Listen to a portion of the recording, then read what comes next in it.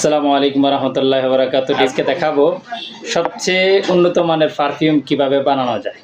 আজকে ভালো একটা পারফিউম বানাবো, আপনারা দেখবেন অবশ্যই। তো স্প্রে বোতলটা প্রথম খুলে নেব। হলো আপনার আতর, এই আতর দিয়ে আমরা এখন পারফিউম বানিয়ে দেখাবো। এই পরিমাণ আমরা নিব পারফিউম অয়েল, আর এ হলো আতর অয়েল। এটাকে দুইটা সংমিশ্রণ করে ঢাকাবো কিছুক্ষণ। হয়ে গেল উন্নত মানের পারফিউমের আতর, অসাধারণ গ্রাম। আপনার চাইলে আমার কাছ থেকে এভাবে আতর বানিয়ে নিতে পারেন। পারফিউমের আতর হবে, সুগন্ধি হবে, একটু জাজালো টাইপের গ্রাম, অস্থির গ্রাম, পারফিউমের মতো পুরো অস্থির।